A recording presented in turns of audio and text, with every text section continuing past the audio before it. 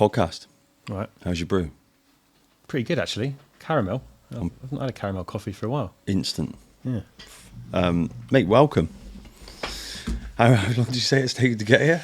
Well, I thought it was 4, but it turns out it was 5. So, 5 hours. So, That's a 10-hour round trip. yeah, it was worth it for the caramel coffee. Yes. Look, I've been excited for this one, mate. So here on Founder Files, as everyone knows, it's just a chance to create a library of content that I suppose talks about people's stories. Mm-hmm. So we can go as far back as you choose. But I guess one of the things literally, like, where we got introduced probably, 2-3 months ago by the legend that is Stephen Dyson. There he is. He's back there. And look, your CV and what you've done, especially with your agency stuff, is incredible. So I think to get stuck into that before you have to disappear back down south would be good. But I guess there's also some other things that I find seriously compelling. The fact, we were just talking about your endeavours in, how do we put it, the endurance space, I suppose.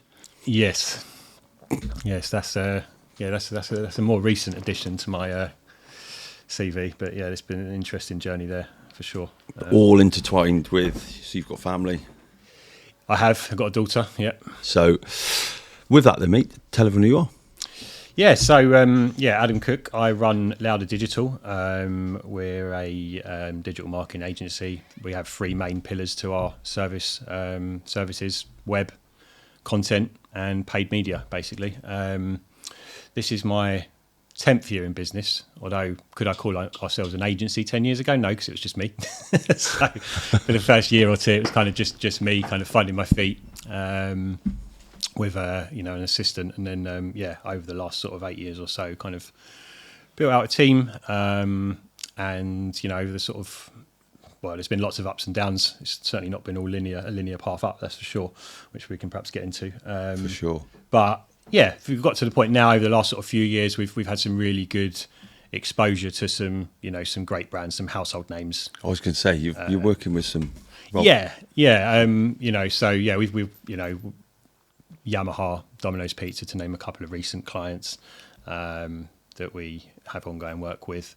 So we've kind of been lucky enough, because there is an element of luck. Mate, I've got to jump in here, luck. I've got a thing about this word luck. I think luck's when hard work makes opportunity, mate, and you've certainly worked hard. So if we go back to, I suppose, 10 years is a good overview, but where did this all start, mate? age, obviously you're a bloke, obviously. How old are you now? I'm 41 on Tuesday. Oh yeah, 42 in November, so you've got me. Look, mate, you don't look at it, and it probably comes on to some of the other things about fitness. But if we go back, so 10 years, that would have put you at, 31? So what were you doing before that? What got you? So I spent 10 years in the corporate world. So I did the whole, I won't go back all the way back, but, did university to an extent. What did you do at uni? So I was doing like a media-driven degree, but it was one of these. It was kind of mixed. It was a bit of a Mickey Mouse kind of thing, to be honest. And I was only there at that age. I had no idea for the social. Yeah, pretty much. I mean, I just didn't know what I wanted to do. Yeah. And all my friends were going to uni, and so I was like, well, I'm not staying here on my own. I might as well go and do this uni thing. Get stuck in. This media stuff sounds cool. I'll go down that road. And it was fun, but to be honest with you, it was just a 2-year piss up, really. I did quite well. Which uni did you go to? Portsmouth. Right. I did relatively well, but I got into like the second year, and I just couldn't. And I was seeing people a couple of years ahead of me, like finishing uni and just not getting jobs. And there was a guy that did really well in one of his degrees I was previously living with, and he was like packing boxes in a warehouse, and I'm like, well, where's this leading, kind of thing? Like, and then a few of my friends, I did have a few friends that didn't take the uni route, admittedly, and they were starting to do quite well in their careers, and I was kind of looking at it thinking, am I just wasting my time here? So push came to shove, and decided to quit off the back of getting an apprenticeship with like a major telecoms company in the UK. So started as an engineer, and then slowly it was an office-based engineer rather than driving around in the vans and stuff, but very technical kind of role. Slowly kind of worked my way up that kind of greasy corporate ladder. How did you find it? I've got a lot of love for the people I worked with. I can't really speak badly of the experience from that perspective. But what I found was, that I had like a job in sight, and then I'd get that job, And then I'd kind of think, oh, it's not quite as exciting as I thought. And now maybe I need to get and go one up again and get the next one. And it kind of became pretty clear after sort of 10 years there that the corporate world just wasn't for me. There was a lot of stuff I always wanted as I kind of moved up the chain, so to speak. I had lots more understanding of, the structure of the company and things I wanted to do, and a little bit marginal, more perhaps power to do some things, but there was always blockages, and then there'd be a management change up top, and everything would get ripped up and start again. And it was just, I found it quite hard, and I was always very entrepreneurial. Like even while I was working there, I had a couple of different businesses. I had a catering company that I ran with a friend for 3 or 4 years that was quite successful, which we'd run at weekends. It was complete chaos. I mean, there's the whole hour story in it. Side hustle's good. We like side hustles. What catering? Barbecues, basically. So one of my good friends, Dan, he went over to America when he went to university, and God, how long ago is this? I don't even like to think. I mean, this is like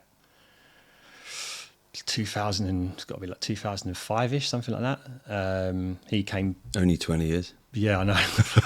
He came back from university in the US, and he was like, "Oh, we've got this like smoked meat and barbecue stuff." It wasn't really a thing in the UK 20 years ago. There was a couple of places, I think, doing it. Now. It's huge now. But he kind of told me all about this, this barbecue technique and slow smoking stuff, He's a web designer by trade, so he thought, do you know what? Should we just make a barbecue, and then I'll just knock up a website and we'll just see what happens, kind of thing. And no one was really making websites back then. It was quite technical to actually make. Obviously now you can go on ChatGPT and whatever.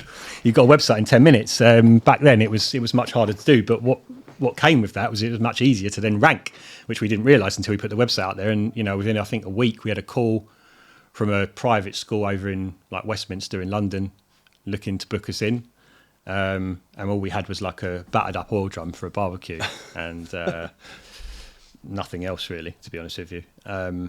We did obviously all of the legal side of it, the food health and all that kind of stuff.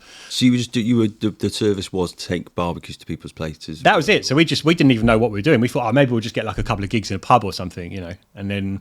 Yeah, then this school called us up, who obviously found us on Google unexpectedly. Next thing we know, we took a massive deposit, and we were like, okay, we haven't got anything to serve any food in. We've got no staff. We've got nothing. And how much was what were you served? What was the size of the job? It wasn't massive, but I mean, I think it was like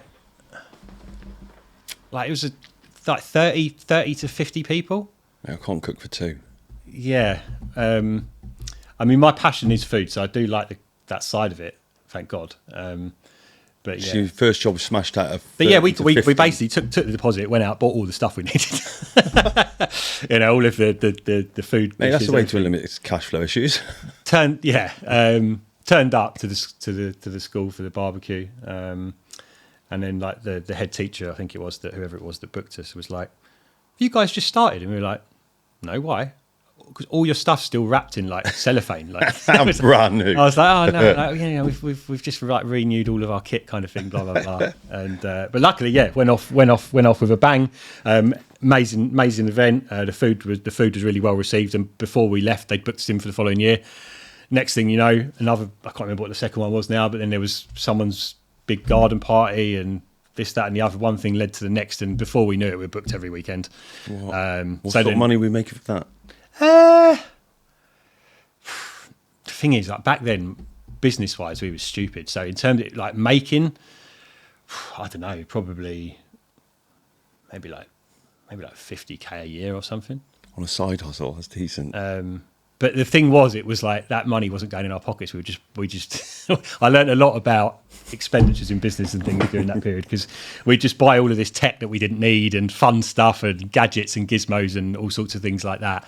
So, when it came down to, what was actually left, not a lot. Not a lot. We'd buy like uniform we didn't need and, all the cool stuff you want to do, when you're in your 20s starting a business. That's not a bad first side hustle drop 50K. I mean, most salaries aren't that big.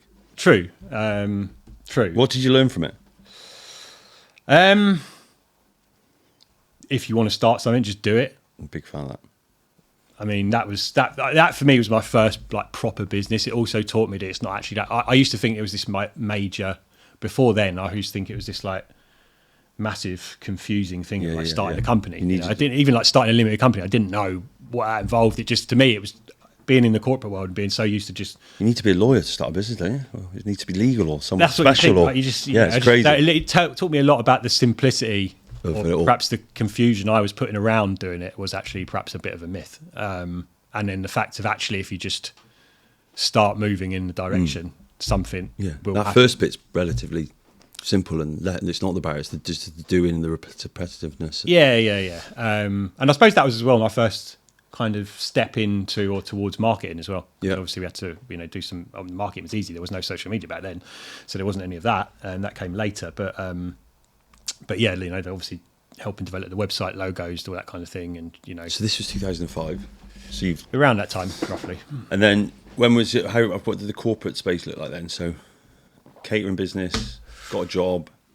Yeah. So then the catering business we ran for sort of around about 4 years. I can't remember now. It kind of sort of fizzled out a bit slowly, really, because we were going to go full time with it, and I almost quit my corporate job. In fact, I did try and take an optional redundancy, but they didn't let me go. And it was this. We got to the point where it was like it has to be one or the other. So we kind of just wound it all down. Some of the kit still exists. I think it's still knocking around somewhere in my friend's mum's garage or something, to be honest. But So then that kind of ended, and then the next thing I then did was started a farmers market in my local town, right? Which I ran for. So you decided to choose the career, stop the side hustle, and then how long goes it? Then you start and then I don't know, it probably wasn't long, one. and then I was like, I still need to do something. Probably about a year or so, maybe a couple of years later, maybe. Yeah. What was that, from itchy feet, or just again a reminder, thinking, I should have moved the first time, or? I think it was just a case of like, I always had to have something going on outside of work, because I think in the back of my head at that time, I knew that my path wasn't in that world. Yeah. I think there was always this nagging thing in my head of like, there's something bigger, there's something better you can be focusing on. So I think it was probably that kind of would always force me back to business and entrepreneurship and stuff like that. And so then did a little farmers market, which was just like a weekly thing locally. How did that come about? I think I went to a farmers market that was like semi-local and thought, that's annoying, I wish there was one closer. And I thought, well, why don't I just try going to get and do it. I'll I think what did I do? I actually decided this in a pub with my friend.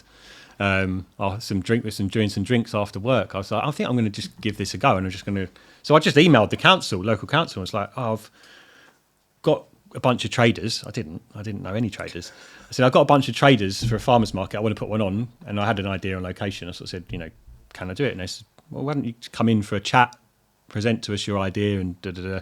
So I went down to the offices, presented this idea, made out that I had a big long list of traders who I'd be able to pull in for it, off like a select list. And they was like, cool, okay, this sounds great. Like, when do you want to start? I was like, oh shit. I can't remember what I agreed on now with timelines, but it wasn't long. It was like within sort of a couple of months. There's a running theme here. That if anyone's watching this stuff, if you're looking to do it, it's just, if you've got an idea, just figure out, what is it? Richard Branson famously said, didn't he? Just if you get a good opportunity or something, just say yes, and then figure it out after. A bit like a swan. Shoot now, aim later. Yeah. Say no. So then, panicked, and went up to Borough Market and poached a load of traders from Borough Market. Luckily, found enough that were willing to travel down to the southeast. And then that was around like the first, within, I don't know what time. That was when Facebook ads had just started. Right. So I was like, okay, I'm going to try some of these Facebook ads, and ran a really simple campaign on Facebook. It was around 2009, something like that. 2009, 2010. I think that was around the time Facebook ads had started. And ran some ads, and it was a complete roadblock on the first event. Like, it was just chaos. No, I didn't realise quite. And then that again, that was the time when I thought, this paid ad stuff is pretty interesting. So that was the initial start of it then? For learning that side of the marketing side, the paid media side, absolutely. It was very new then. And then that was 2025, and you're talking about 2009. So you've had, because I always think it's interesting to meet people about what have they done. People talk, got the T-shirt, got the mug. That's pretty much, what's that? 11. I know, I feel old. 14 years of since it started as well. So you've tried, tested it from pretty much day dot.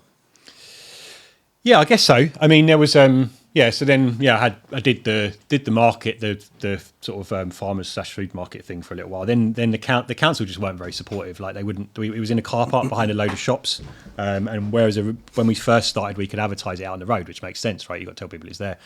And we wanted to get some banners and stuff to advertise in the week, and they just wouldn't let us do any of it in the end. And like, they just got more and more cutthroat with it. And in the end, I was spending, quite a lot of time and effort putting it all together, and they weren't really helping. I thought, it was making a nice additional side hustle kind of income, but it wasn't worth continuing. So I kind of canned that. And then probably then, I don't know, probably around, when was it? 2013, started sort of getting itchy feet again of wanting to leave my job. So you were in your corporate career a long time then? Yeah, so 10 years. Fine. Basically. Or no, I think 9. So I left in 2015. And I think I started in maybe 2005. And what was the journey look like? Where did you start and where did you finish? So I started as an engineer, then moved into like management, and then kind of moved into the sort of like business improvement, process improvement kind of sector. Yeah. So then had a team there, and we'd basically be responsible for kind of going into different areas of the business and then streamlining the processes, making them swifter. We also got involved with like software development. So I suppose there was a lot of skills that I developed in the corporate world that are still valuable to me now, like managing people, dealing with developers, which is still hard now. The whole process sort of like efficiency stuff is obviously, that was something I found really interesting and still do now, is like how to make sure that when you're creating something or developing something with a team of people, how do you get it from A to B in the most efficient way possible, with the best service levels possible, all that kind of thing. It was all the kind of like lean methodologies, stuff like that, like Toyota use and stuff. So there was a lot of interesting training that I got as a result of that I still lean into now. Yeah, and I bet the longer your career or the further you get into your own business growth, the more that becomes useful. Yeah, well, that's right. Yeah, I'm probably, some of it is like really over the last few years as we started to, do more and more stuff with more and more different with different members of staff. Because there's the Ginger Prince is here, look. Because there's a real thing. Because if you think, I had a similar one where I had a really, really extremely successful corporate career, but then you can't start. I think I was excited when we left to start using some of it, but you're in a startup phase where you're like, I'm not going to get anywhere close to using some of these skill set right now, because it's just do what you it's can. Just me. Yeah, you know what I mean? You're like trying to find good people, put things together, bootstrap most of it. But yeah, I think as well, like now with us working with some of the corporate clients, I understand that corporate environment. It's an easy one to fit in, yeah. Because you know how to talk to them as well. I get the red tape, I get the politics. I don't necessarily like it, but I get it. Horrendous. So what was the trigger for the agency then? Which obviously was.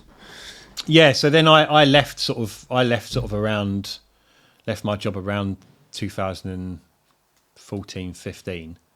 Went travelling. Go on, where'd you go? It's like just sort of Southeast Asia. Any good? Classic places, really. Yeah, it was good. And then I ended up living in Vietnam for almost a year, kind of settling in Saigon briefly. And while at that first kind of just year, makes me think of Full Metal Jacket. Have you seen the film? I have. It was a long time ago. Yeah, that's the only thing. Spotted in. I love it. Good film. Saigon. Yeah, really good. So Vietnam.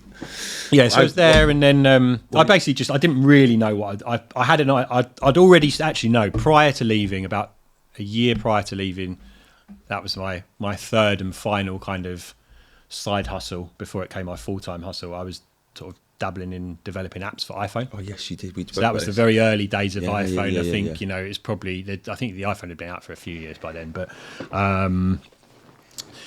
yeah, I couldn't develop. I hired a developer over in India that kind of developed a couple of apps for me, and there was some one of them did okay, one of them flopped a bit.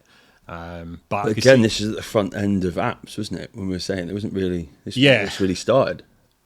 Yeah, well, it was early stages. If I knew what I knew now, I'd have done a lot more in that space. But it's hard to see then what's coming. So then, initially when I went traveling, I was like, okay, well, I've already got a kind of a system and process here to create some apps. So I just started creating more and more apps at scale, and I was just creating like silly games, quizzes, stuff that could be repurposed very quickly. So we had like a load of different quiz apps where it was like, you have to kind of guess the picture. There was a lot of them at the time. I think it was like you have to guess like car logos and put the name of the car in and stuff like that, and or guess the celebrity, or all these kind of things. It's very simple template that we created that was designed to kind of drive like purchases of like coins to get extra time, and all that kind of stuff, like in-app purchases and all of that, and just started creating, just pumping out loads of those kind of different quiz apps. It was a bit spammy, if I'm honest, but made money.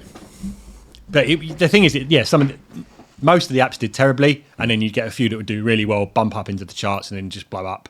And I was at a point within that first year in Vietnam where I was like doing pretty well, to be honest. And I thought, hang on, if I just keep on this path, like I've solved it, I've done it. Like, this is easy. I've made it.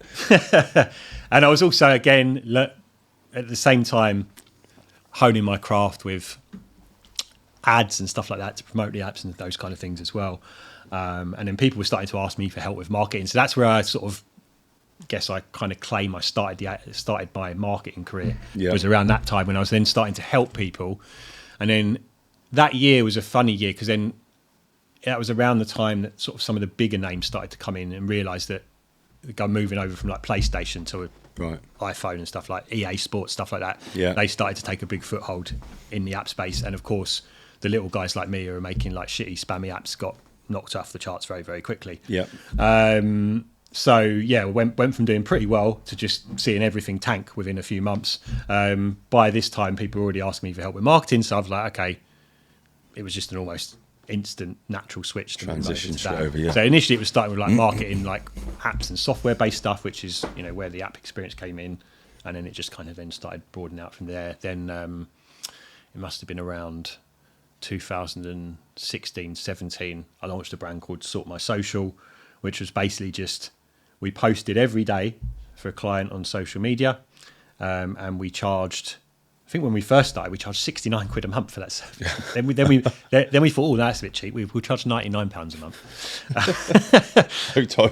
But back then, it was like it wasn't.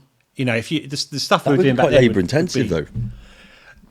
Well, back then there was a lot. There wasn't so much. A lot of it was Facebook, and it was Twitter. Really, were the two places you'd be posting, and a lot of that was like text and links. So it'd be more stuff like you'd go out and find like articles related to the business and then put like an angle on it and then share that link, and maybe the odd little graphic here and there, like a quote or something stupid like that. Like if you looked at the service now, it's diabolical, but back then you could post that kind of stuff, and the people's social media accounts would grow, they'd get more traffic back to the website, they'd be happy, and that model worked for a few years, but then social media evolved. Then we started moving into doing a lot more around ads and stuff, and it's one thing to the next, and we moved into restaurant marketing. Was the first kind of main, I guess. Is that because you're interested in food? Yeah. So again, going back to my interest in food, I was like, started doing some stuff for restaurants, and had a really cool system, whereby one of the traditional problems with restaurant marketing is if you're marketing a restaurant and your people see the content or see the ads on social media and they walk into the restaurant and buy, the restaurant you can't as a marketer prove that you've created that sale. So and of course with restaurants, margins are always very tight, so you've got to prove your worth in that industry. So we had a system where the client the customer would see an ad on Facebook, and it would be something along the lines of like, "Hey, here's an offer: buy one get one free pizzas at Joe's Pizza. Click on this to claim your thing." That would take them into like a Facebook Messenger automation. Right. Collect their email, etc., and then it will give them like a QR code on their phone. Fine. So this was like where QR traceability piece back to you. Yeah. So then they would go into the restaurant to claim it. They have to scan the QR code. That then would fire back to like a Google shit. Like it was very rudimentary in terms of how we had to do that back. Yeah, but at the time that was like that would have been. Then it was cutting edge back then. Yeah. It was clunky, but it worked. So did you come up with that? Like you say, you had a team of developers. Was that can you develop yourself? No, if that's the right term. Absolutely not. No. So we used ManyChat. There's a guy who is incredible when it comes to restaurant marketing called Matt Plapp, Right. and he mentored me. And that system was something that he was, as far as I know, responsible for. Kind of that was his kind of brainchild, and then I kind of. He's a US based guy. He's still in the restaurant game now. Really good marketer. Worth looking up.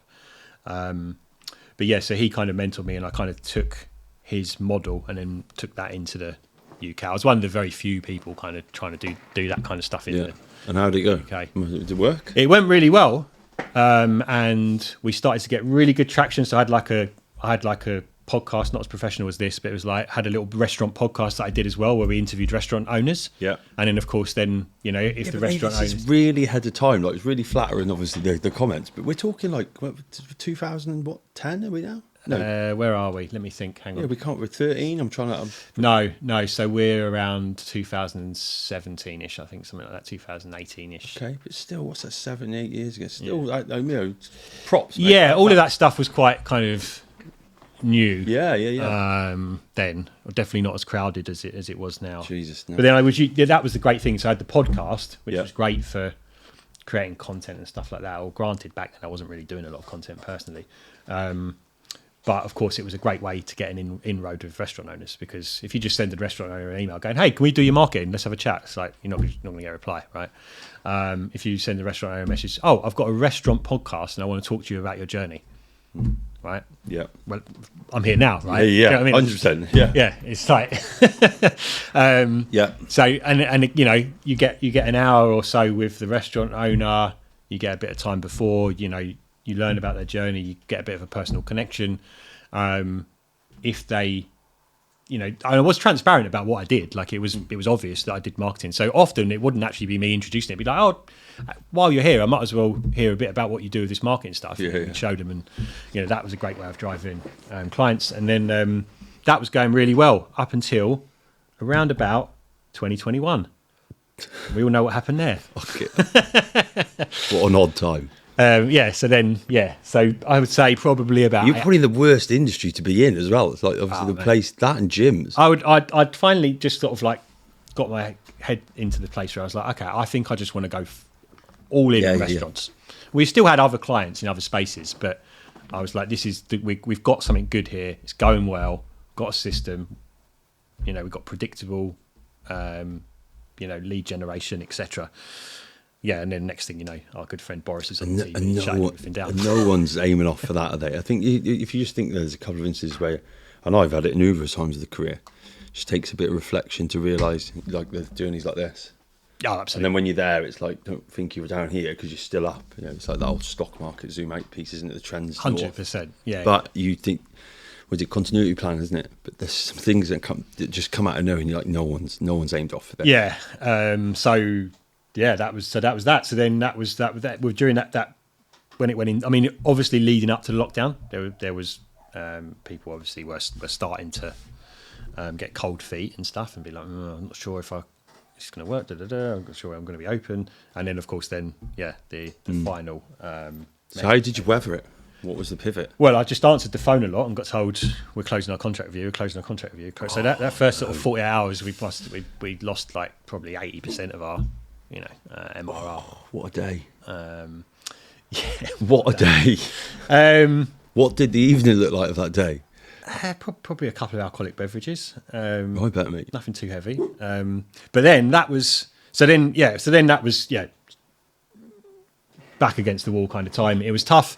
Had a few good members on the team that I was working with that I was didn't want to lose and wanted. So just for people to remember this, people watching this is a good library for people of real stories, real people, not fucking Stephen Bartlett like sitting up there with all the glossy stuff around him. I think this is a really interesting. If I can do some of this, these are the reals like glean. If I was watching this now, I'd be like, to hear that, like, how did that walk us through how the day felt? Like, what did you do? How did you manage it? Like, trying to manage about, probably the first few clients you leave, your mood's going to change a little by the third or the fourth. Oh yeah, I mean, I still, if one client ends their contract with us now, it affects me deeply. I'm very attached emotionally to what we do. But do you think that's how it has to be? Because I'd agree on the same. I don't know if it has to be, but I think that's just how I am. Like, I mean, I do what I do because I enjoy it and I like doing it. Yeah. And I also work with people I like as well. Yeah. And a lot of our clients, particularly ones that you've been with a long time, you build relationships with these people, right? You kind of feel like extended family to an extent. So yeah, when you get those kind of relationships just come to a close like that, it's not even so much the financial side. It's also the fact that I'm not going to be able to work with this person anymore. I'm not going to see them grow. I'm not going to be part of that anymore. It's hard. So yeah, so having that times. And this is anyone watching this. These are the other things in business you just don't get. Everyone could think it's quite transactional, right? But a lot of it's not. Especially when you are an agency supporting someone, the integrated nature or the integrated approach you take means you have to literally become part of the team to do quite well with what you're doing, especially with. Yeah, I think with the way we work, because we're not, we're especially the way we are now is, we do everything's very customized to the end client. So we're not one of these agencies that does cookie cut stuff. And don't get me wrong, the cookie cut stuff is fine. It's more scalable than what we do, but you don't get work as personally with each client. So we charge more, but we kind of do a lot more, and we'll really work on the strategic side with clients before.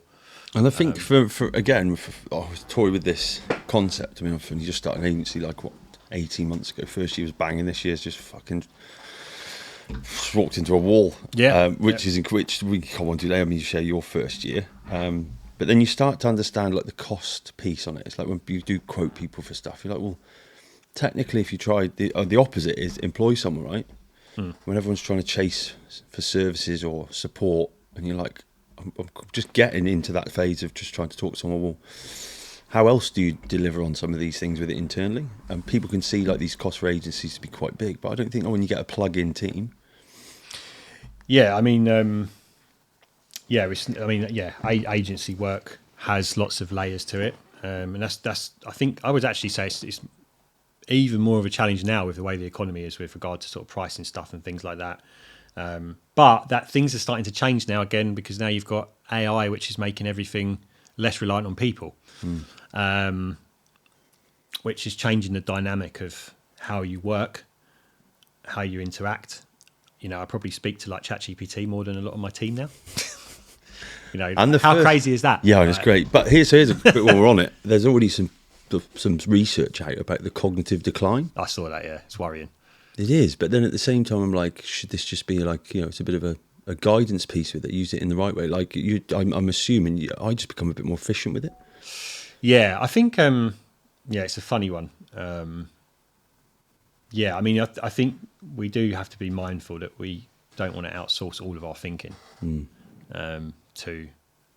I think the thing I saw with ChatGPT is obviously when you talk to ChatGPT, it kind of generally it's very positive and oh yeah, cool, that's really yeah. Even when you swear at it, it's just it's very which I understand why they would have programmed it like that, obviously, but it just reinforces whatever you're telling it effectively to an extent. Have you had a go on Grok? Yeah.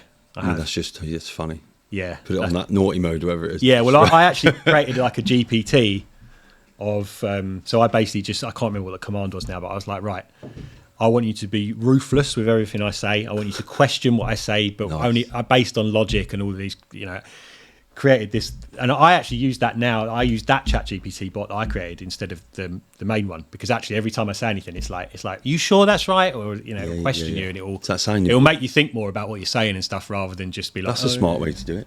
Yeah, you never want to be the smartest person in the room to a degree, but then with that, you want people that are challenging it. Yeah, but positively. But yeah, I mean, I think there's definitely, we're definitely outsourcing a lot of our thinking, but I mean, I don't know what other way it's going to go, to be honest with you. And I think more it's about how you use it as well. I think it's not like, I've got friends that, for example, you go down the pub and they're using it like Google. You're like, well, that's where you're going wrong. It's like, it's not the same. Yeah. It's intended use. It's more, I liken it to like, Jarvis off Iron Man, the film. I haven't seen it, no. You've not seen Iron Man, the Marvel movie? No, I've not seen it. I've not way. seen it. I obviously know about it. So I've forgotten the mask. Yeah, I was going to say. So obviously Jarvis is in his head, or in the helmet, isn't he? So he is like ChatGPT. Right. And if you think, if you do watch a film, he's building stuff, coding stuff. Like, it's like state of the art, but it's more to do with it. I don't know, someone to improve what you're doing and speed things up. But yeah, it's. I think I might go back to driving a digger if it all goes shit and bad. Yeah, well, AI won't be doing that. I mean, it's coming for the white collars before the blue collars on this one. But yeah, I mean, that's the thing now. It's things are moving so quickly in marketing. It is it's hard. It's very hard to keep up. I think that's the biggest challenge for not just in marketing, just general business owners now. It's really hard to kind of keep up with. Because the flow of information. Technology, every time you think you've got this new tool, then, 2 weeks later there's a better version, and, then you've got a question, should I get shiny red ball syndrome and start looking at this new one, or should I stick to this? And it's very hard to stick to one path, which I think is very important if you want to achieve anything. It's very easy to get distracted and be starting this business one week and then transitioning to this the next. And I mean, I still find myself questioning my decisions now, even more so with all of this stuff that's coming out, because there's so many more opportunities for us as marketers to do different things in different ways, new ways, faster, cheaper, all of that stuff. I think there's definitely a challenge there to try and understand what thing you're going to stay focused on and be focused on. I think probably now it's probably more important than ever to try and stick to one particular path. It doesn't mean only use one tool or process, but I think differentiating yourself is really important now, because it's also easier than ever to start some kind of any kind of business, marketing business, whatever it might be.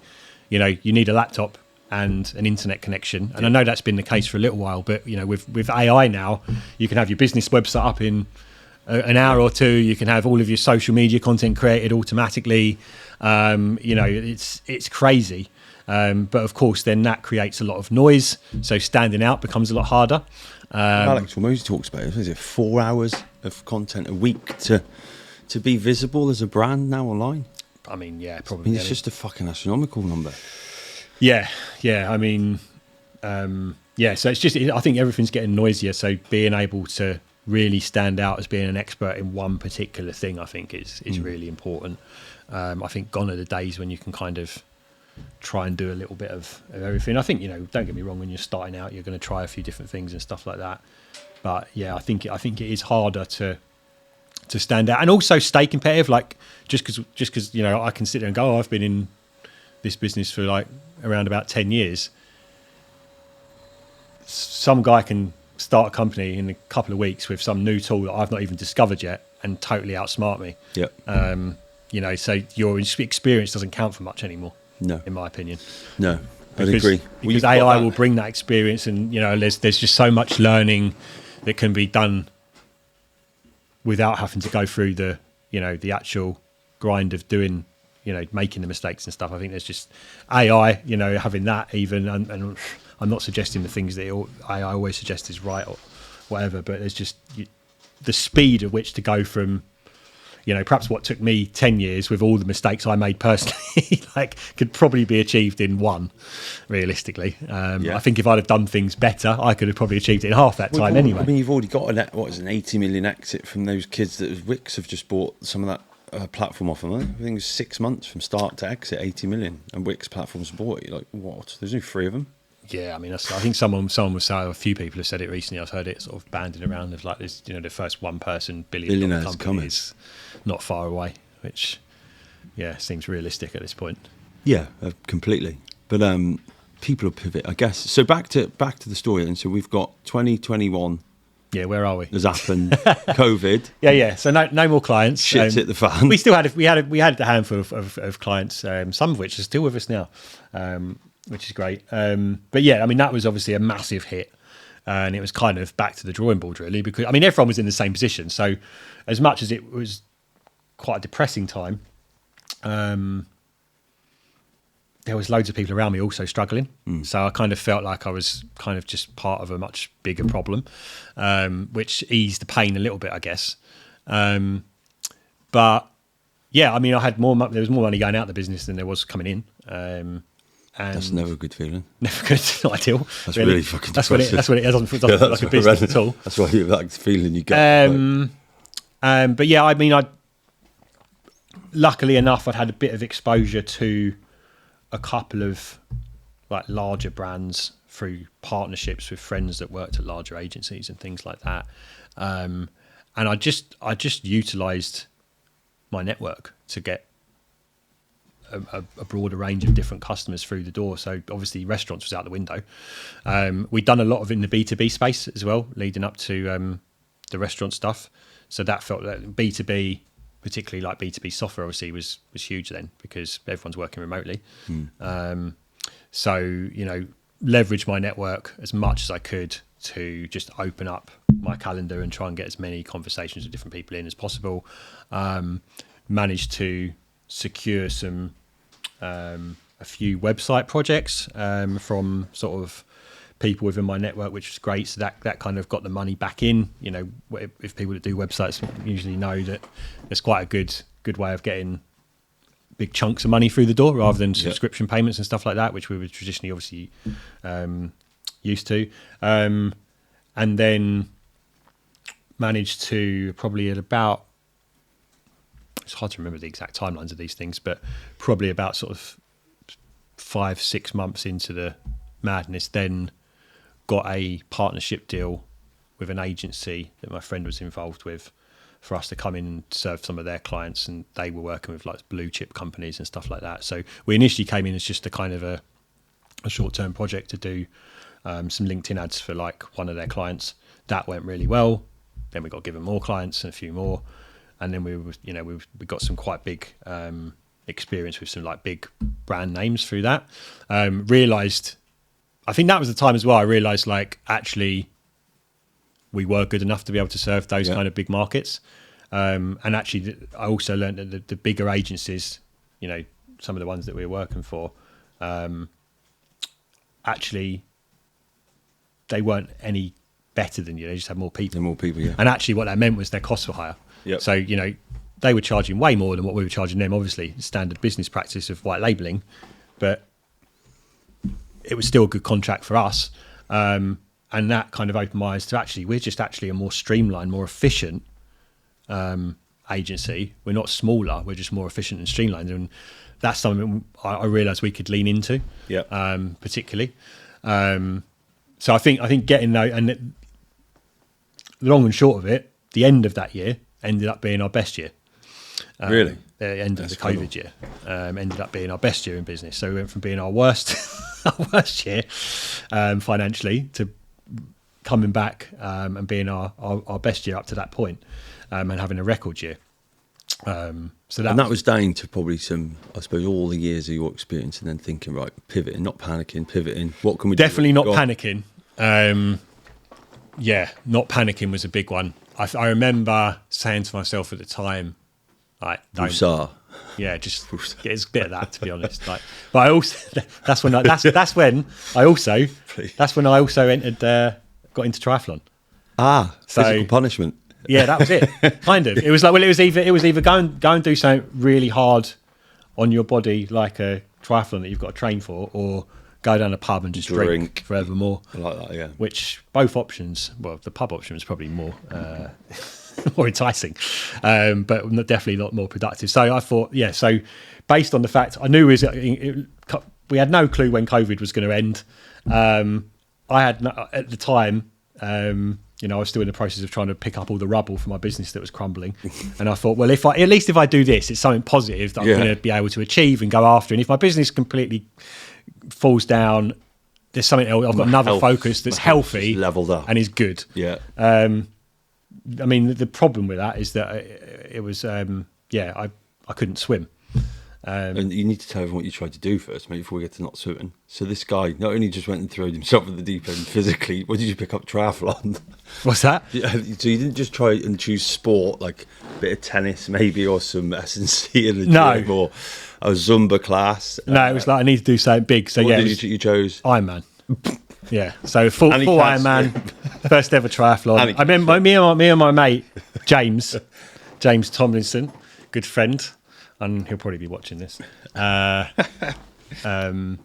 We'd been talking about it for a while, and then another mate of mine as well, Dan Page, who's got he's got an agency as well, great guy. We decided we'd been kind of going back and forth with the idea, but never really pulling the trigger on it. And I sent them the message. I was like, I want to do it. So, do you got any where was the level of fitness at this point, other than not being able to swim? I'd always been in reasonable shape, but I mean, like most people, to be honest. That's a terrible statement. Like most people, with most people, what's I suppose most people maybe not these days. Yeah, I don't know what most people is. I mean, I'd work out. I wasn't. The gym wasn't unfamiliar to me. Like, I'd go to the gym and do half hour. 5K, maybe I'd run a 5K, or I'd spend an hour in the gym aimlessly, sort of like doing weights and stuff. And I ate well. I wasn't massively overweight or anything like that. I generally was pretty healthy. From a day-to-day perspective, I'd probably work out 3 to 4 times a week, something like that. Yeah, nothing too crazy. Certainly not bang. endurance. It was a lot of it was weights back then. I'd do like that kind of stuff. Yeah, and then straight into Ironman. And then straight into that. How long did you give yourself? So that's a good question. When was it? It must have been. So it was around. It was around about summer of 2020, wasn't it? Yeah, that was when it all kicked off, wasn't it? Yeah. I was thinking it was 2021. Yeah, it was 20. Rewind my timeline back here. So it was 2020. All this stuff was going on. We're getting old. It's like. So summer of 2020, and then the event was in the summer of 2021. So I had a year, but of course all the pools were closed. Oh shit! Yeah. So there was no get in the lake. I went in the sea for a bit and realised that wasn't a good idea. That's a terrible place to live. Yeah, I mean, I couldn't. I mean, I could swim. So Ironman, for those that don't know, walk through the distances, because there'll be people on there. So it's I think I was going to say 4K swim. I think it's like 3.8 technically, but yeah, let's call it 4 kilometres swim, 180 kilometres on the bike. So what's that? 2 mile in it? Pretty much, yeah. It's ridiculous. Yeah. So 2 mile swim. Yeah. Isn't it a marathon? 26 mile. Yeah, no, actually, it's further than 2 mile, isn't it? It's 2.5 mile. Yeah. Is it 2.5 mile swim, marathon for the run? The run's a marathon, and it's 180 kilometres on the bike. So what's that like? Just like 110 miles or something. Couple of hours. Yeah, couple of hours. Afternoon, which is ridiculous. So the furthest I've ever biked, London to Paris, which is 190 in a day. Not a fucking chance was I doing a swim or going anywhere near. I didn't. A run. My legs didn't work. I had no idea how I was going to do it, to be honest. When I. But you managed it. I just knew if I do something crazy like that. Yeah, you're in. It's just there was something else I can lean into. If my business starts crumbling, at least I've got this to focus on, and that's certainly not going to make me any money. That'll be a problem. But at least I'm kind of keeping my mind right, and I'm training and blah blah blah. So. And I guess some of the gruel, it's not. I mean, when you're pounding the miles and stuff, for fairly. It gives you time to think. Yeah, thinking, but also a little bit of physical punishment. But I certainly do it. I train really, and when life's upside down, I'm at my best in the gym. Yeah. Like really, it's that bit, when you just think run out of shit. Good music. You can get a bit of that anger out and stuff, and So yeah, I mean. I've got quite an obsessive kind of personality where if I'm in on something, I'm in, and if I'm out, I'm fully out. Like I'm either super interested in it or I'm not. Yep. Basically. So once I lock in on something, I'm in it 110%. And we're 2025 now, and you're still Yeah, so And, still doing the triathlon stuff. Yeah. well, we're missing a bit here, aren't we? Well, you ended up getting into quite a good. Surprisingly, this is a trend here. Every time this man does something, he does fucking well at it. I don't know about that. Well, he's got me so humble. You got Team G, Team GB. Team GB age group. Yeah. So Trying basically, to caveat everything. It's good, mate. I'm celebrating it for you. Fuck the keyboard warriors. we did the. It's funny because I mean I would never have imagined that it would have gone like when you're actually in the thick of it. I'm still just as critical of myself. And I think that's important, right? It's healthy because there's still further to go. Yeah. But we both know what happens. Complacency's bred there, right? And that's helpful to anyone trying. All of us trying to do well. But so we did the Ironman, finished it. What was the first one? What was your times? Remember? It was like 12 hours something. I think it's coming on to 13 hours. That's a decent time.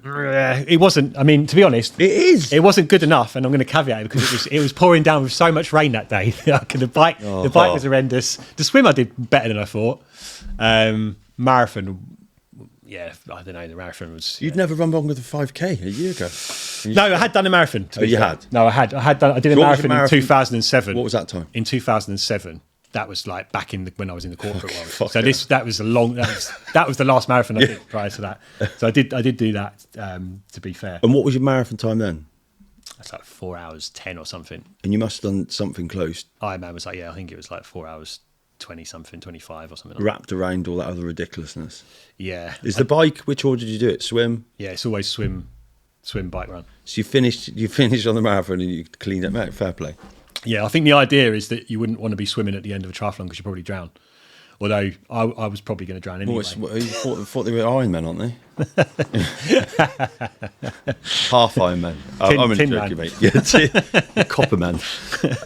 Mate, good. So that year then, so if I've got this right, within that sort of 12, 18 month period, I think this is something to take for any of this because most people who would be following this will know me. I've been up and down. It's crazy how you can go from the worst time of your life to completely turn it around and being the best. Yeah, I mean, I wouldn't necessarily say that was from a business perspective. It definitely wasn't the best year because it was so up and down. It was a real roller coaster. But yeah, I mean, I think that's the thing. You had your best year, didn't you? Yeah, for sure. Financially, yeah. It did turn around. Yeah, so that's it. You couple with that finding your feet in the fitness game proper, like to an extreme level. So you come out the back end of it extremely fit. That was always the thing I thought. Is like at least if I don't have any money, I'll be fit. yeah. I'll be able to run away from all my problems. So then, but yeah, I mean, it's just started growth. Because what are we now? About 4 years ago. Yeah, scary how time flies. And like we met because your reputation precedes you a bit. I was literally blown away. I love meeting people who are killing it, especially because I've just got into this agency there. I think probably interesting to understand. You've dropped a couple of household names. Like these aren't easy people to work with either. So I've spent some time with most of the franchisee base for Domino's ones at Monster. So the reason that Monster's stocked in their chains. Okay. And they're shrewd people to deal with, right? I'm not saying it. Yeah, I'm not saying it. But I think for an agency to have those sorts of clients, mate, says a lot. Yeah, I think it is. And I said at the beginning, like a bit of luck. I know you pulled me up on that, but I think there is realistically there is a little bit of luck in the fact that it's not all based on how great I am. It's being in the right place at the right time. It's having the right people in a network, but also I think it does. One thing it does come down to is just the belief in yourself that you can actually serve 100%. These clients, and that belief for me was built when we was doing some of the white labelling services for the bigger agencies. I started to realise, I actually can do this directly with clients. I didn't know how I was going to get them. But yeah, I think it's having that confidence so that when you are in a situation where you're potentially being put forward for an opportunity like that, excel. You don't look out of your depth. Whereas I think probably if I rewound a few years prior and I had an opportunity like that, I mean, I probably would have gone into it much less confident. But that confidence was built through... Yeah, reinforced. But then if you look back, mate, if I take 3 things to it today, farmer's market, you hadn't got one. You just balls into a room with a good idea. And I think, I know we joke about it. I think this is some of the things I hear, because I fucking love this stuff, mate. Entrepreneur world. I hate the word entrepreneur, to be honest, but... you know, it is what it is. It's a description of what we do. But I think there's something really fascinating. There's a common thread. Like, you know, humbly talking about your endeavours, but there's like that same thing. It's go and do something, and then along the way try and yearn from it and be reflective and support you, back yourself a bit to build the confidence each time. Yeah, and I mean, cliche, but not quitting. Yeah.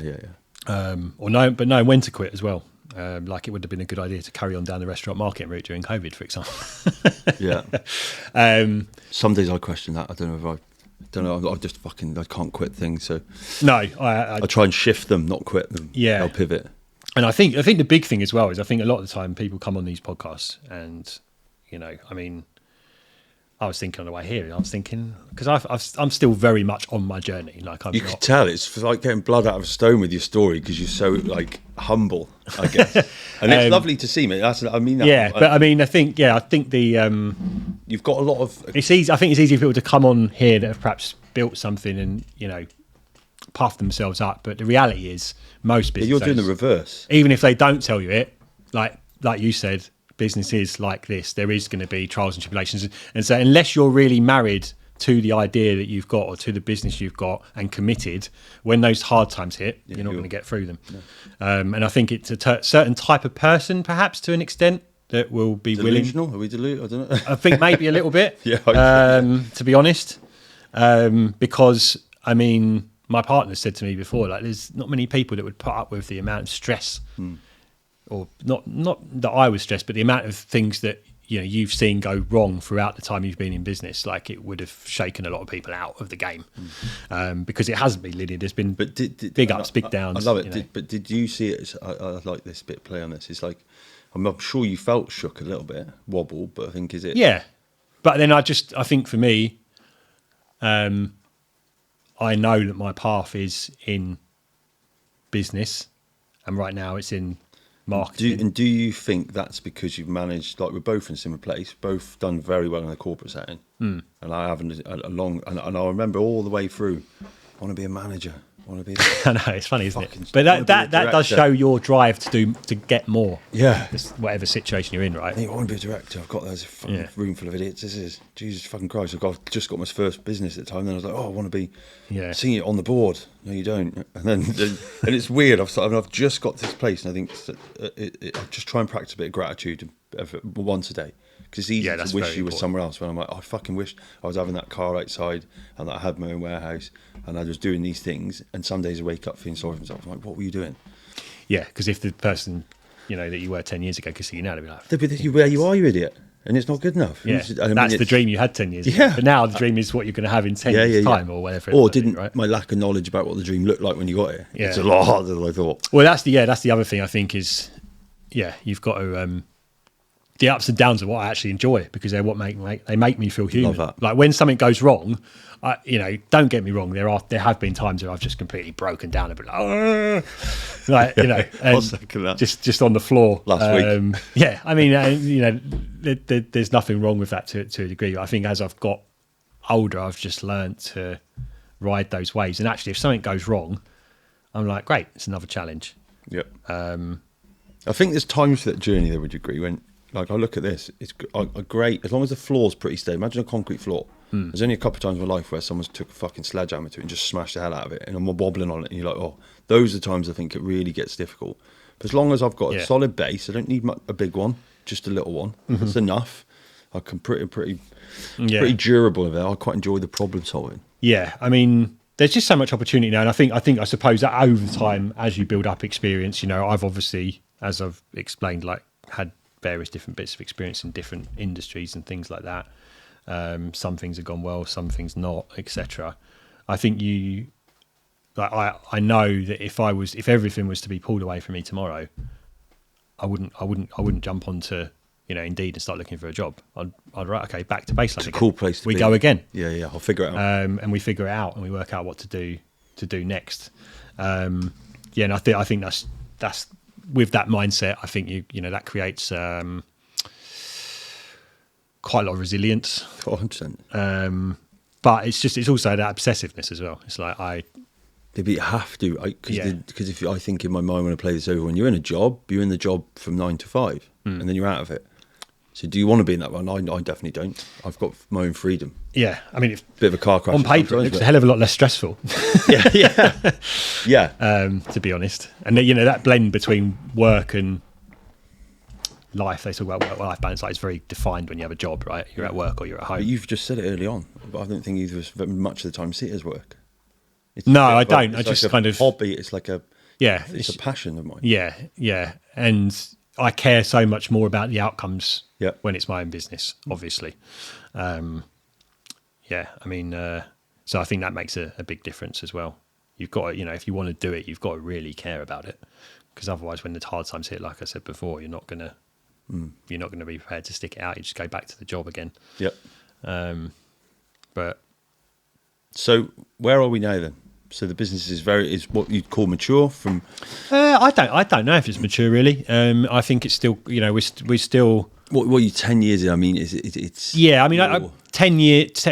I mean, yeah, I suppose 10 years. I mean, when we hit COVID, and all of the shit hit the fan, that was another thing. We also rebranded. So right. we were under the Sort My Social name up until COVID, and then I thought, well, I've got some more time on my hands now, and I just rebrand the business and create a new website. I've got nothing else to do. Can finally start treating myself like I treat my clients. So yeah, we rebranded as Louder Digital, and between sort of 2020, 2021, and now we've kind of moved more into the B2B space. We still have a range of, we do some stuff in e-commerce as well. So hopefully you can tell me we just nod and we'll edit this bit out, but I'm pretty interested in, because I was, again, just because I enjoy this stuff. For those looking for PPC services, it's always like, the proof's in the pudding. Talk share what one of your brands, what you did for the brand in terms of generating revenue, because it's a fucking astonishing number. So what was there one specifically? Music. Sorry. Oh, okay, yeah. So I don't know if we're allowed to say what you want to share, but you've got a brand. Yeah, no, with Yamaha, I'm just waiting to get some stuff on a case study signed off with them actually at the moment. I mean, they were actually the first client that we closed privately as our own, like, corporate client. The first corporate client. So they came along in 2021, just off the back of kind of COVID slowly starting to fizzle out a little bit. We got them through Google Ads, of all places. So we're running the Google ad campaign, and the leads were coming through, but they were slow. But I was kind of questioning turning them off, and I was like, no, I'm just going to keep them on. It was like trickling through, and then all of a sudden, ding! I looked at the lead and I thought, Yamaha. It's like, do they have like an email software or something? Yeah. And then I looked the guy up, and I was like, oh wow. shit, no, that actually is their business development manager over in, wherever it was, Milton Keynes or something like that. It's like, okay, no, this looks like it might be them, but like, how do you feel then? You get a bit excited, right? But then a little bit, but then you don't know where it's going to go, right? Right? It's just so. But yeah, got on the call with them. They wanted to help them out with their B2B products, basically like meeting room equipment. So like things like the microphones that go in ceilings and stuff like that, like super expensive. We're talking, the many tens and if not hundreds of thousands of pounds to deck some of this stuff out. Yeah. So they came to us. They wanted some help marketing it. It's a fairly new product. There were some competitors already in the space, some big names that they were up against that had already made a really big foothold on social media and stuff like that. So we just did what we did with any client. We qualified them, which was pretty easy to do. We're like, yeah, we definitely want to work. Yeah. But yeah, we did a lot of. This is something that. This is something the feedback I got from them. Well, I'll go through it, but essentially we're up against loads and loads of different agencies. You can imagine a company like that. They're not messing around. They've got a specific process around how they select and things like that. So we're up against some really, really big monster agencies with way more experience than us in areas like this. Looked way better on paper, but we did have experience with corporates because we gained it through some of the white labeling stuff we've done with other agencies and stuff like that. And, we had proof to back it up, etc. We had an element of stuff we could share from a case study perspective of what we've done. And we're also going back to what I said earlier about leaning into the agile side. That's what I learned when I was working in those bigger agencies. Remember, you're not smaller, you're just different, more agile and lower cost. So for our proposal, I leaned into that. I didn't try and pretend to be a big agency. I was very open about the fact that we are tiny in comparison to probably a lot of the other people you're talking to, but that's our superpower, because you're going to get to work directly with me, the business owner. You're going to get directly. I'm going to put. When we have one of the big things with the bigger agencies, it's very hierarchical in the structure, in the way that these agencies are set up. You've obviously, and when it comes to like account management, you've got an account manager who sits there at the front who deals face to face with a client. The account manager is really friendly, great at relationships, has a bit of marketing knowledge. But when it comes to like technical questions, they can't answer them. So they're on the phone, So there was all this, often a lot of these corporate clients get very frustrated in those kind of environments because they'll ask something to be done. Not only have you got all the red tape of the corporate world, married up to all the red tape of the big agency, and you just get nothing done.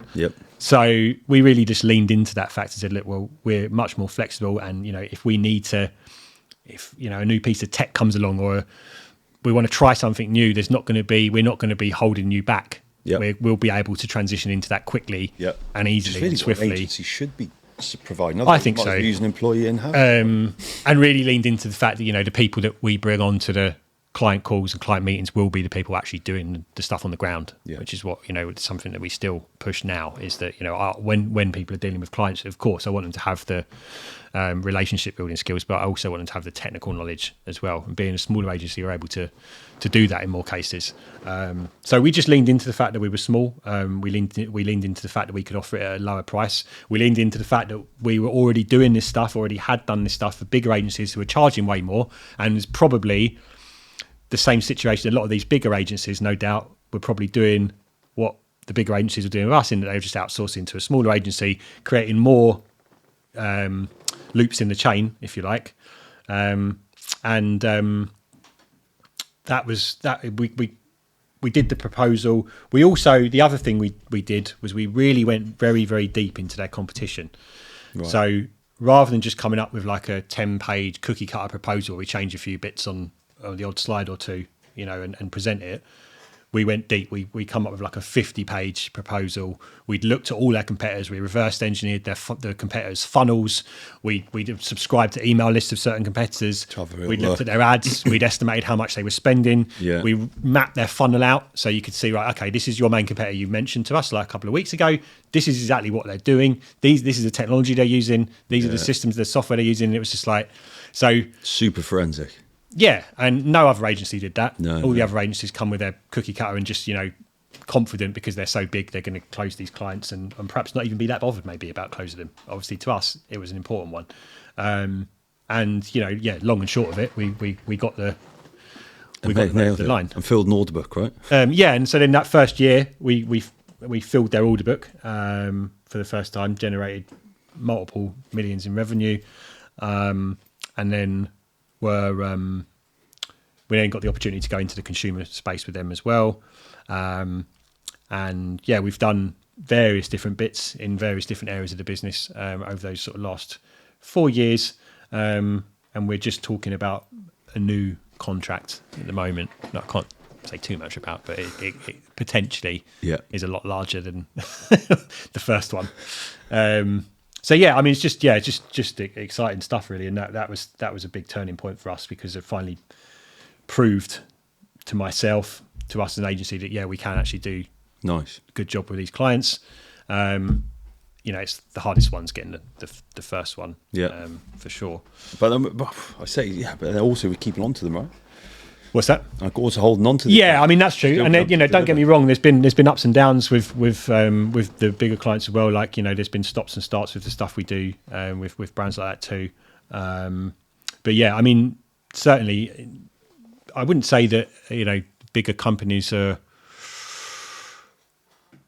easier to work with because there's so many people involved. Often it's a different setup. But I think that's where my corporate experience came in. Yeah. You understand that too. I understood the dynamics of how these things work and how you have to be more patient with decisions. You have to accept that there's probably, you're going to be dealing with potentially 10 different people over the course of a month rather than just one or two with a sort of a small, medium-sized business. not everyone's going to necessarily like you, or vice versa. You know, you've got more chance of Internal like, bumping network's into key. people that, you know, in the corporate world as well. I find, I don't know, can be there's some you get certain characters, you know, in the corporate world that, you know, may or may not know as much as they believe they do. Very in well some put, mate. cases. But yeah, I mean, it's you have to be fairly diplomatic in the way that you. Yeah, you can run into some real wars with people potentially. Yeah, if you want to, you can. But at the same time, you can also avoid those. Yeah, you can as well. So there was a lot of training that I did when I was in the corporate world around dealing with different personality types and the old Myers-Briggs piece. Yeah, all of that stuff. So learning colours, and insights. I think that's again, like looking back, I would never have known it at the time, but I think was it Steve Jobs that said you can only join the dots looking backwards. Like, you know, there's all these things I learned. You start to see how all of those things layer together. 100%, yeah. And I, you know, that I could lean into those skills to benefit me, you know, now. So, you know, all of those roads, you know, you could argue when I left my corporate, well, that was a waste of 10 years. Was it? No way. But it wasn't. Where it started, I agree. It wasn't. It was. You got the blueprint then, haven't you? Because I'm writing it now. It's like clearly very well. Yeah, but it's hard, you know, if when I left that corporate world, if someone had said to me, in 10 years' time, you'll be using a lot of these skills when you work with your Yamaha for your agency that you haven't created yet. Yeah. I'd have been like, what? So yeah, I mean, you know, or not just Yamaha, any corporate company really. It's not specifically, you know, aimed at them, but it's. Well, if you've got that thing, you can improve the selling cycle. Because it's matching needs most of the time, isn't it? Like if you can find like for example, you could be we talk about potentially ill-equipped individuals in jobs they shouldn't be in. I've done it before where I'm like, right, I could solve your problem then. And then when they realise that and you have an honest conversation about it, it's like this has moved from needing to be good to just needing to be able to solve this person's problem and seeing from what they are, which is a really interesting play. Because before I went into that world, I just thought, oh my God, everyone's got these corporate jobs leaving the army. Didn't even know what a HR manager was. Or a P45. Yeah. I try and avoid them. First thing Steve said when we get bigger, he's like, we need a HR manager. Mate, no, some story. So where are we now? What's next? So we're, you know, still very much focused in, you know, primarily our growth trajectory. I'm looking towards the B2B markets. We've got a program that we've just developed. Well, I say we've just developed. We've actually been running it for a long time, but we've developed a program recently that we're pushing out to like business coaches and consultants. So we're trying to, going back to what I said earlier, we're trying to kind of streamline. I'm going back to kind of, we sort of had COVID. We just took on loads of different clients. We then slowly sort of streamlined back towards B2B. With some other industries that we work in as well, like e-commerce and, well, restaurants was obviously a big one that we've been in as well. But B2B is really where I'm kind of looking now to kind of position the business in the next sort of, you know, next few years. I think is a really interesting market. I think there's loads going on there. We've obviously built up our experience massively in that area as well. I'd love to go back to restaurants, if I'm honest. Because that is where my passion is, but I feel like at this point we've moved so far away from that I think is a distant memory now. Really, you know, could we still do it potentially in the future? Possibly, but I do, like I say earlier, I think it is important in this day and age, particularly, to focus on one particular thing and just get really good at it. So for us, that's the B2B space, and like I say, we've got a program for coaches that we know works really well. That we're kind of actively if you're a coach growing at the moment. Yeah. If you're a coach and you want qualified leads. That's the real. Yes. That's a shit ad. Finish it with that. Mate, you're very good at what you do. So, I mean, I've already spoke. I think one of my other colleagues is a C-suite level mentor, so it's already been chatted to him a bit of stuff you do. Marketing, let's talk broadly. Marketing, the topic. The topic of marketing. The state of marketing. Yeah. What do you think? How do you think offering marketing services now between this time next year is going to change your look? What's your? There you go. It's like. Let me just check the time. How's it in a year's time? I mean, I think. Well, I think the best way to approach that is to look back a year. Nice. And look at how much things have changed, because the rate of change is. I mean, it can't get any steeper, really. Other way we're going. Yeah, I mean, a year ago was ChatGPT was around. Just is it? Just about. Yeah. 2. But it was kind of rudimentary, right? But it kind of just come around. AI. Yeah. So I think those kind of tools have been around a couple of years now. But I mean, Jesus Christ, the amount of change that we've seen just over the last year or so with all of the tools and stuff that we use. There's regularly tools I'm using now that I know just 5 years ago would have required a full-time member of staff to do. So where does it go? I think things are just going to get more and more streamlined, and I think the marketing industry is probably one of the most important industries when it comes to keeping up with all of this stuff. Like, we cannot afford to drop the ball. Nope. But at the same time, we also can't afford to learn every single tool, which is what brings me back to trying to focus on one specific channel or industry or one particular niche. Because I think that's the only way now that you can really stand out in what is a very busy space. And if you're focusing on one particular niche or industry, you can focus on all of the AI tools that benefit that industry. So in terms of what's marketing going to look like, I think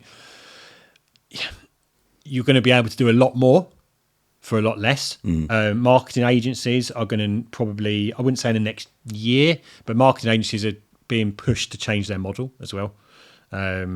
It's not changed too much yet, but I think we can start to see the cracks forming of the traditional model, where it's kind of team that does all the delivery side, plugging into the client, content creation, all of these things, things like the ad management, the content creation, all of these things are getting easier and easier for people to do on their own.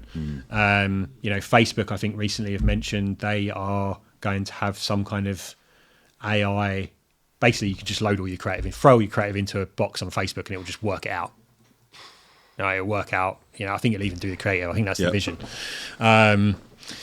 There's been mentions of this, that's coming, whether that's in a year or 5 years. But then just look how marketing changes off that. Because I just think you can get no one's going to be interested in, I don't know if I'm saying it, probably talk about it out loud. How is there going to be any trust in what we see when everyone knows it could be fake? There's that side of it, yeah. They can have the content where it's like the kind of AI generated content. Because for me, it becomes a bit like maybe the dimming down of above the line marketing. Like Anthony Joshua sat there dripping in Bose headphones, Jaguar car. Everyone's looking at it going, I don't think it has the conversion or the weight that it had years ago. Someone's going, Monster Energy, for example, someone used to work with, seeing a drinks bottle in Lewis Hamilton's hand. All people say, it's not Monster in there. It's like how that spun when we first started. We're like, the appeal to be like it.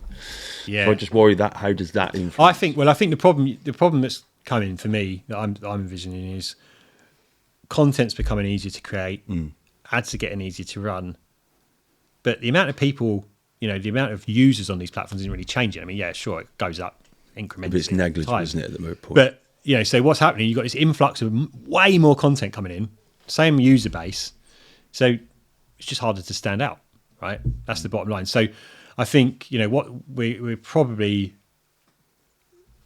what I envisage happening is so it's going to be harder for you, harder to stand out. So you're going to need to do more. You're going to need to test more, which is what you use AI for.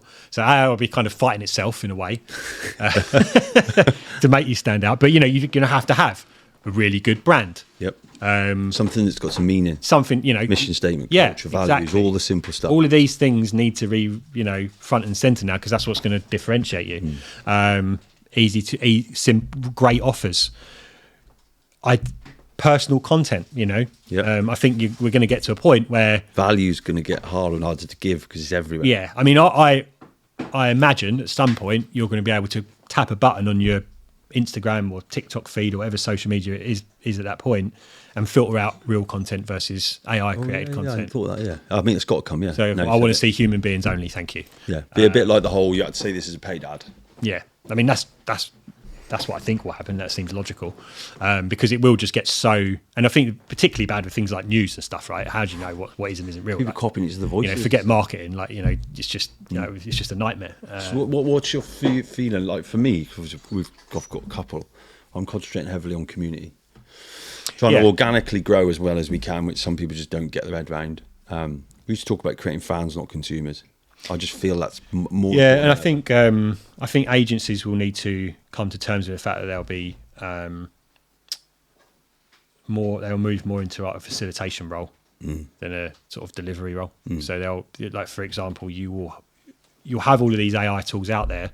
Eventually I'm sure it will get easier, but like I say, one of the big problems is navigating all that stuff. If it's hard for me as a marketer to navigate these tools, how hard is it for like a non-technical business owner? And then I just think they're just going to switch off.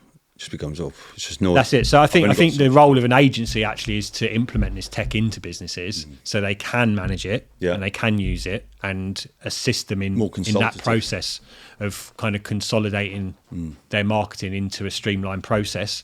I think it will be a slow kind of handoff where, the agency would probably act more like a consultant, where they come in, they help them shape stuff. Yeah, perhaps they help them to keep the AI systems running. Like, you can't yet to operate everything without human beings. Once that happens, I mean, it's all to play for, right? But, I mean, let's not go. The whole world's upside down. Yeah, so we can only really look 5 years into the future, I think, at this point, realistically. But yeah, I think agencies will have to take on more of a consulting role over time and do less of the doing and more of the implementation of the systems which provide the value to the client and also the identity piece. If you look at a brand from a branding perspective, and I think that's the other thing, the identity side as well is helping. I still think personal content's going to be important.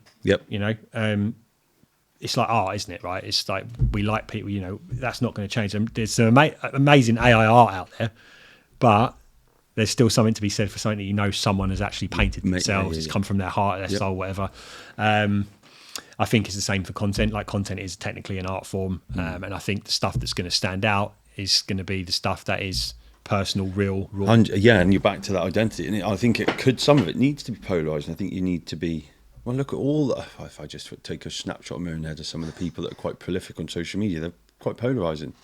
Yeah. Well, being you, I think, is the key thing when it comes to authentic branding yourself, not trying to just credible say what you think people want to hear. Say that thing that people are going to disagree with, or that thing that you only say when you're drunk. Or I just generally just say randomly, just for personal amusement. No, I think it's an interesting time. But I think it's such a conflicting conversation when you speak to people. It's so easy to be or to create something or brand or a service. I think it's levels of where it was. It's harder to everything's just noisier now. Way noisier. It doesn't mean it's better. There's your ability to create a good business or a really shit business is technically the same. But it's just way noisier. And I mean, the young people coming into this market now are leaps and bounds ahead of a lot of how I would look at myself when I started, because there's just so much more available to them, more knowledge, more tools. Facebook posts, pre-writing them on the train to Birmingham on a Nokia 8210 in notes, and then going to the toilet on my toilet break and posting one at a time. Hilarious, yeah. And now we're literally, I don't know, Tom puts it in a scheduler. Yeah, it's crazy, isn't it? So I think everything's just getting noisier. So you just have to find what's unique about you and lean into that to stand out. I mean, and I think that is just being, back to the cliche, just being you, also trying to find something you stand for and delivering on something. I think if you look at both where we come from, it's like there's a whole pedigree there of years of doing I've asked, like, the CV speaks volumes, and once you get to a place where you can do it, then you delivered it's proof. Like you just talked about your first client. It's like a fairly impressive first client, which helps you cut through the noise quite a bit. Like, how many people out there, like, I see 19-year-old TikTok life coaches? What are you doing? Get off TikTok. Yeah, like, probably if you want to improve your mindset or your life, Probably one of the first things you probably do is spend less time browsing social media. Yeah. Well, yeah. As a whole. Look, mate, it's been awesome to have you on. So for someone's watching this, I'm not going to ask for a certain number. What would be some of the? Give me a couple of lessons or things you've learned, and then a couple of things that you'd recommend, stand by, advice for I think someone that's been listening. It's going to be a lot of cliche stuff. I'm trying to think stuff that isn't cliche. Mate, I think just something in the cliche. Yeah, you whatever you do, I think you got to believe in it. Don't just do something because someone else is doing it. Like because business, as much as people will sit on podcasts like this and make out everything's amazing and blah blah blah, like it's not. It's fucking so hard. Unbelievable. It's so hard. There's so many ups and downs. I've had just as many downs as ups. If you're not in it, you've got to be in it for more than just the cash. Yeah. If you want cash, go and be a CEO or something like that of a big corporate company. You've got to, there's got to be more meaning to it. So, and being prepared to weather those storms and not looking at everyone else and thinking, oh, they look like they have it easy. Because I guarantee you, even if you think they've had it easy, they haven't, is the reality. But at the same time, if you've got something that you want to do, then fucking go and do it. Yeah, just give it a shot. Because, you don't get this time back. I mean, I can't believe I'm 41 now. To be honest with you, I still feel as stupid as I did when I was 20. That's a good thing. But just grab it. If you've got an idea and you want to roll with it, then the time is now. But yeah, I mean, be prepared for rough seas, and be prepared to weather the storms. Don't know if I've got any other tidbits really. Mate, that's it. I think that about wraps up, mate. Good stuff. Oh no, we didn't. We forgot one point. Go on then. Triathlete stuff. You never actually told everyone what you actually did. Okay, Team GB triathlete. All right, one last story. Yes, no, okay. So did the Ironman. Okay, got that done. Whatever. Then we did. To be fair, the Ironman wasn't technically my first triathlon. There was me and my friend James. We did a short sprint triathlon a couple of months before, just as a little taster. We did that, and then I looked at our times, and I thought, you know what, we're not actually a million miles away from the sort of time you'd need to actually qualify for great. We're quite far away, to be honest. But it's like delusion sort of syndrome. It's like we're not that far off, kind of thing. And so then finished the Ironman. Sort of in the following year, I sort of suggested, well, should we just enter those qualifiers? Like they're not very expensive to enter. Might as well just enter them. And we've trained. We might as well keep training now. We'll just see if we can get into the team. It'd be funny to try, wouldn't it? So yeah, Team GB. It's like a Sunday running club. Well, yeah. I mean, it is still age group, so it's different. It's different. I mean, it's definitely. I'm not on the start line with Yee or anything like that. Mate, you're on the start line, so I appreciate your humbleness, but I'm going to. Yeah. So yeah. Anyway, long story short, we did a couple of qualifiers. We managed to find one qualifier that was particularly quieter than the others. Basically, one up in the middle of nowhere in Scotland. And that's the one that we managed to qualify. And we didn't qualify initially straight away, but we got what you call a roll down place. So if people, generally what happens is people qualify, then they realise, the World Championships next year is in like Spain or something. Yeah, and people drop out. Yeah, they can't be bothered to do it. So we got someone dropped out. We got a spot, basically a roll down spot. And then what was it? So that would have been 2020. Yeah, 2023. We then competed in the World Championships in Hamburg. Love it. My main goal was not to be the last person on Great Britain. How did you do? I think I was like second or third to last. Mate, just achieved it. Set goals. I got the goal. Yeah, set goals. It was realistic, to be fair. Just. And then competed again the following year in a slightly different discipline. So the following year, i.e. last year, 2024, I did swim bike. So it was a double. Yeah. I think, they call it aqua bike. So did the World Championships for that, because basically I don't like running. Don't know. So I thought I could actually do better. I could probably still get in again. I'm going to try and get in. And this one I actually do a bit better, and I did a bit better. Still low sort of low one on in the numbers in terms of the ranking. But yeah, we've just done another qualifier, so we're going to be waiting and seeing it. When's that coming? I'm waiting to see if we get in. So we haven't got, with the same old story. We didn't get the standard spots. I think there needs to be probably I don't know how many. We did try and work it out. We like geeked out on it and worked out how many people need to drop out so we can get a space. But yeah, we're just waiting to see. So, mate, I think that hold your breath. That rounds up like the ethos you've got. Just do something, just to make a move, to go and do it. Yeah, I mean, and I will say, you know, it sounds crazy to get into like a team like that, but actually, with a bit of commitment, most people, if they just commit to something for long enough, yeah. Because people have said to me like, oh yeah, but you know, you're really good at that. So I'm really not. I've just put the hours in. That's it. I just put the hours in. I hate running. I like cycling. I hate swimming. But apart from the last 2 days, which I told you earlier, I rarely skip any training. Like if I've got training a day, so consistency, discipline, get it done. Yeah, and that actually, you'll be surprised at how much you can achieve if you actually just do what you say you're fucking going to do, because most people say they're going to do something and don't do it, and that's why they don't achieve it, not because they're not capable, because they didn't do the work needed. 100%. Mate, love it. Look, what a great way to finish, mate. I'm really pleased to have got this in. 5-hour drive, mate.